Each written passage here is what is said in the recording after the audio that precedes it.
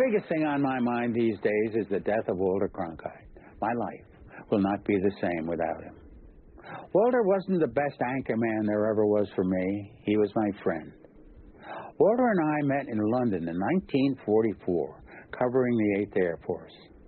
We often took the train to Bedford with our friends Homer Biggert, Gladwin Hill, and Dick Tregaskis, three of the best reporters there ever were. I liked Walter from the first time I ever met him, and we often ate together on Fleet Street in London, where our offices were only 2 blocks from each other. Walter joined CBS in 1950, recruited by Edward R. Murrow. I went to work for CBS in 1948, writing for Arthur Godfrey. Walter left the evening news in 1981 when he was 64 years old. I guess that was the start of his most famous years, too. 2 or 3 nights a week, 51 weeks a year, one organization after another would present Walter with some kind of an award or honor. One of the best things about giving Walter an award was that he always liked it. He was genuinely appreciative when someone gave him something.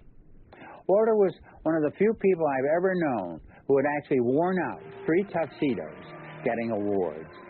He would have loved to be here now to hear us all saying nice things about him. Good evening, ladies and gentlemen. Walter wasn't just someone I knew casually either.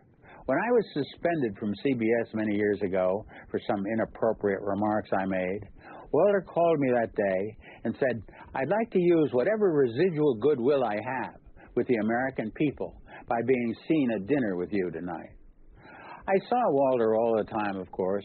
He joined me, for instance, in 1976 at a Scandinavian restaurant for a documentary I was doing for CBS about eating out in America. I modestly named it Mr. Rooney Goes to Dinner. I ate in Copenhagen one day with a friend. He's a smorgasbord expert. This is a Danish something. Lingonberries. That's right. That's what it is. That's the word I was You were looking grasping for. for, Yeah. young man. And, In other words, it's I'll really, buy that in a minute. you really take a minimum of, you go back a minimum of 3 times. I think so, yeah. I think the average guy would probably. Any restaurant you go to where the dessert tray is brought in like this, every table, the reaction is the same. People recoil. They're obviously making the statement to their friend, I shouldn't. Oh, no, I shouldn't. You know, no, take that away. I don't want to even look at that. But maybe I'll just have a little But bit. then they come back to it. For many years, Walter would invite us to join him and Betsy on his sailboat, Winty.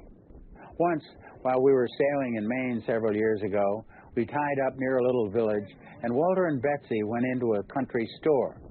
This strange-looking character comes up to Walter and asks him a question.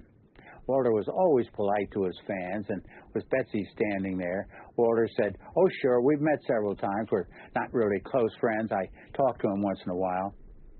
Walter and Betsy then went outside. Betsy says, "Did you hear who he asked you about?" Walter, who didn't hear very well, said, "No, I didn't." "Well," Betsy said, "he asked if you knew Jesus Christ." Another time, while sailing close to the shore, Walter was steering his boat when he saw someone on shore waving his arms. He waved back, smiling, and kept going. In another 30 seconds, we hit bottom. Walter looked around and said, "What happened?" I replied, "Didn't you hear what that guy was yelling? He was yelling low water." He looked at me and said, "I thought he was saying hello, Walter." I have seen Walter in 10,000 situations since 1944, and he was good at almost all of them. He was a great anchorman in the news business because his greatest contribution was not his knowledge or his expertise, as great as those were. It was his steady holding to what was most important. Every writer, every newsman or woman who's worth anything secretly hopes that he or she will have some good influence on the world. It's a preposterous wish, of course, but my friend had it. If it can be said about any individual in our business that he's been a force for good in the world, Walter Cronkite was that person.